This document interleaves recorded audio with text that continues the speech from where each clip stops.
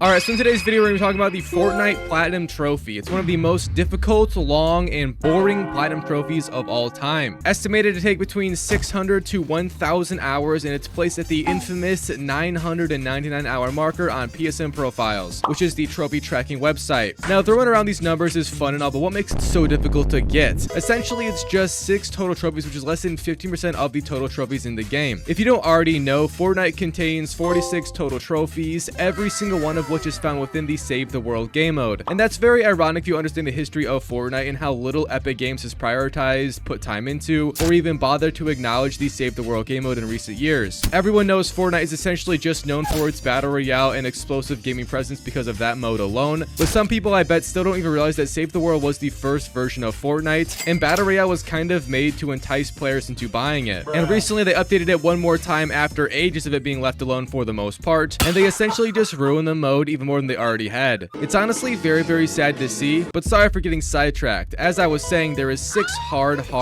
trophies in this game, and that takes up for the most part 90% of the playtime if you were to try and platinum it. These trophies are listed in no particular order, being Talented Builder to build 500,000 structures, which is 499,000 more than the average player ever would. Guardian Angel to save 10,000 survivors in successful missions, with 15 being the maximum in a single mission if you're lucky and play the right mode, and also doing it completely right without scuffing up. Then there is World Explorer, which is to fully explore 1,500 zones in successful missions. This just means to fully reveal the map, so essentially it means that you need to at least play 1,500 missions all the way through for the trophy, at least that is. Then there is Unspeakable Horrors from killing 20,000 missed monsters in again successful missions, which is just a massive amount of enemies in general. And finally, the last trophy and arguably hardest due to its length and RNG, that being the Plays Well with Others trophy. Complete 1,000 play with other missions in the game. These missions appear by pressing the question mark icon in the game, and you have to join a random player's mission or storm shield, then do its objective. And again, this is just 1,000 more missions, which all take nearly half an hour or more to complete. If this game's trophies don't sound like purgatory already, I'm not sure what else can persuade you, but some people still say this platinum is easy, and that's because the Fortnite Platinum Trophy isn't necessarily hard in terms of difficulty. Regardless of the 999-hour time frame, some gamers still think it's an easy platinum, only because it does not really require skill, just time, and I mean a lot of time. Now, I'm on the side of time equals difficulty, so I think the rating on this guide is just ridiculously underrated, but again, that is just my belief. So now that I've laid out what makes this game so hard, I'm going to go through the trophies one by one and explain what they are, what they require to get, and how you do them. Also, if you guys do enjoy this video, then please drop a like and subscribe. It's free, and the bigger numbers look cool for everybody, so why not? But back to the Fortnite Platinum Trophy grind. You first begin in stage 1 of the trophy guide as a great reference if you really need it. However, these 5 trophies are all extremely simple to get, all being about the absolute basics of the game and the tutorial it drags you through, learning the basics being about building, crafting the different enemies, mission types, etc. The first few trophies are all gotten in near succession of each other, with the first one being Gunsmith, from crafting your first weapon, which is a major part of the game, and obviously it's very easy to get. Then there is Take Out Those Husks, from protecting the survivors within the tutorial. And furthermore, after that, the trophy Some Sort of Rockets, from completing that first mission as well, which again is gotten just from finishing the first mission of the game, and it's not missable. The next trophy, called Shelter from the Storms, from completing Home Base Storm Shield Defense 1. Now, this is alluding to the Home Base Storm Shield, which is sort of a rating on your home base, and you have to complete many throughout the game in general. After completing the first one, of course, the trophy will pop, and it's very fascinating as it's the first one as it's stating. The last trophy in this stage is then called Constructor Leadership, from unlocking access to the Constructor Hero. And this is also a bit stackable because the Constructor Hero is unlocked after completing the first Home Base Storm Shield Defense, which, like I just stated, we did. But Constructors, if you're wondering, are a type of hero, and they are better at building than the others, hence the Constructor name title if that wasn't clear enough already. But they just have special bonuses to building speed, repair speed, resource cost, and building health. After unlocking access to the hero from finishing Storm Shield Defense 1, the trophy is yours and that stage 1 trophy is finished with. Now, all of those really shouldn't take that much time, seeing as this is the very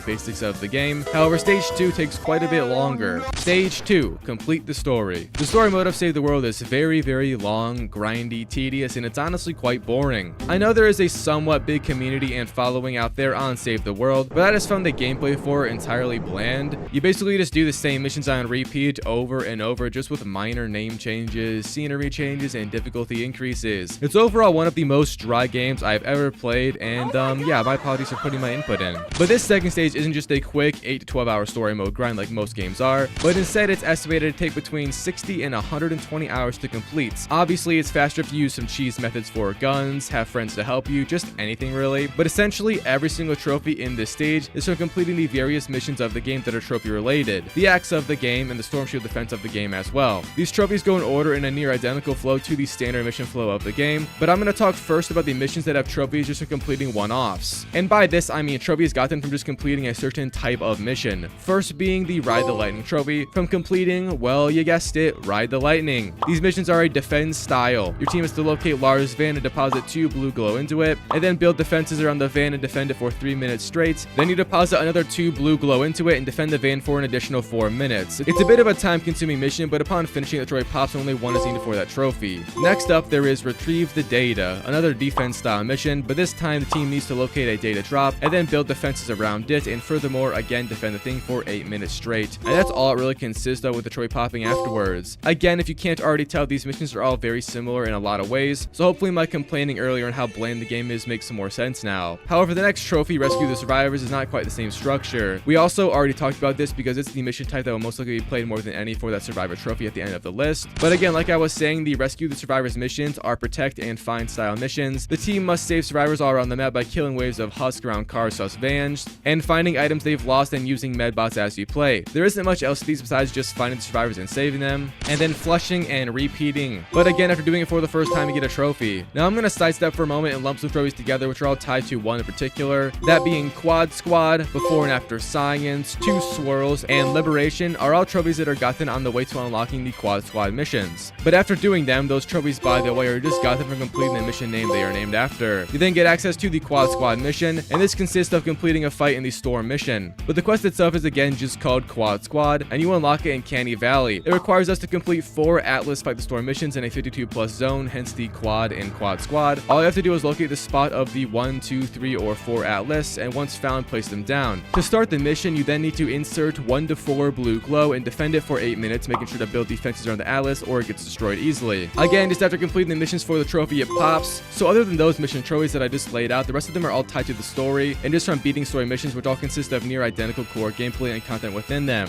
The trophies from purely beating special missions are listed first, being called Wow, I'm Inside, an absolute diabolical name for a trophy, I can't lie. But this is just from completing the 6 minutes mission, which is on page 3 out of 14 in Plankerton. Then there is Ray.ReadMe from completing the Ray.ReadMe mission, found on page 2 out of 14 in Plankerton. Next is Gotta Get Rifty from doing the Rifty Business mission, found on page 3 out of 14 in Plankerton. Following that, quite a bit later, is the mission Shelter Skelter and the trophy Shelter Skelter. Man, I really wish we had more Wow, I'm Inside names, but it's alright. This trophy is again just from beating the mission I stated, like I already said, but it can be found on page 7 out of 14 in Plankerton. And finally, I believe the last trophy that isn't from the next topic we will talk about is called Oops from completing the I'm Probably Dead mission. And this is just mid Plankerton like the previous mission was, functioning the same way as before. So with all of those stated, the rest of the trophies in this stage are just completion trophies, ranging from completing all the main quests in Stonewood, Plankerton, and Canny Valley. Then literally every single other trophy is from completing Home Base Storm Shield Defense 1 in each area, then Storm Shield Defense 6 in each area. The trophies on this list are literally so boring and simple, it's no wonder only insane people go for the platinum on it. But with those popped in a way, that finished up stage 2, the story stage of trophies on Fortnite. The next stage is then one of the easiest stages in the game.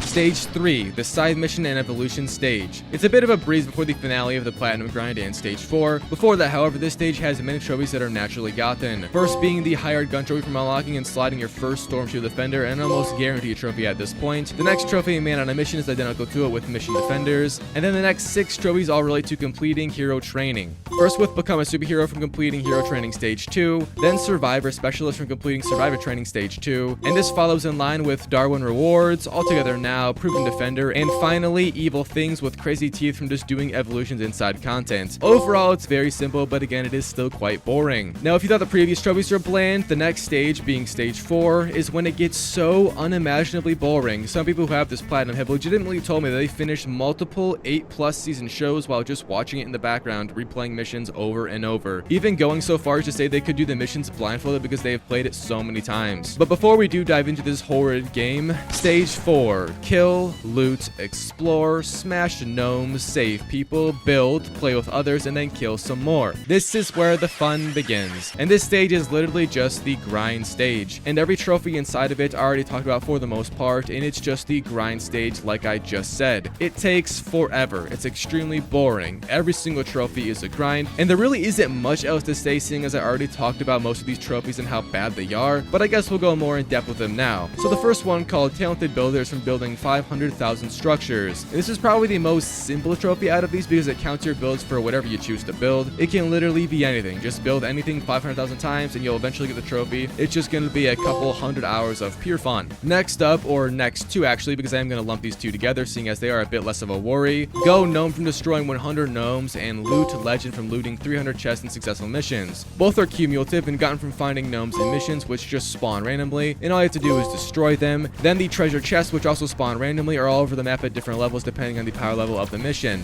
This time though, you just loot them instead of destroying them. Overall, these two trophies are the easiest in the stage and not much of a worry, so they should pop fairly easy and quick. However, moving on, the next trophy, called Guardian Angel, is one of the hardest in the entire game by far. Save 10,000 survivors. Now, like I already said, this is done in Rescue the Survivor missions, with the maximum being 15 survivors per mission. So in total, you need to play at least 666 rounds of this. And that's quite an interesting coincidence with the amount being needed also being associated to the devil. Makes sense considering how absolutely awful this trophy is. Hundreds of hours of fun though, and it should pop no problem. Following that, the trophy World Explorer is most likely going to be gotten now, considering how many rounds we've already played. So this one really shouldn't be a cleanup or farm type trophy, and it should be done while doing the other hard trophies. But if you can't remember, it's just from exploring the map and that's it. An easy trophy pop, if you will. But then the final two trophies being Unspeakable Horrors, which is how I explained this game to my therapist, and Plays Well with Others. Both of these are absolutely horrid, evil, saddening, all of the above. Unspeakable Horrors requires you to kill 20,000 mist monsters in successful missions. And mist monsters, you might be wondering, are basically any of the major enemies you encounter. I'll throw up some images of them on the screen. Now, not every single enemy in the game is a mist monster, but a lot of them are, so this should be gotten pretty easily if you've already obtained the other trophies in the game. But this trophy is just a general kill trophy like a lot of other games have, so it's not complex and it shouldn't be horrible after all of this. But finally, we've reached the last trophy in Fortnite Save the World. Plays Well with Others. Complete 1,000 play with other missions. This will almost for sure be the final trophy you need, and just because the mode itself is a bit odd, but also it requires you to go very much out of your way to do them. However, thankfully, the SSD Assist and Wargame Assist also do count for this, so you don't need to be hunting after those question mark missions as much anymore, although those still do track. But all in all, this just takes forever. Again, thankfully, 2 more modes do count for the 1,000 total, and it also tracks in-game now, so it's overall a bit easier in that method. One more final time, though, it's just gonna take hours, you know, hundreds of them. But finally, once doing 1,000 of them, the trophy pops, and that is the Platinum Trophy grind on Fortnite, explained by a genius, which is me. Make sure to drop a like and sub if you haven't already, and thank you all for watching me explain this amazing, amazing game.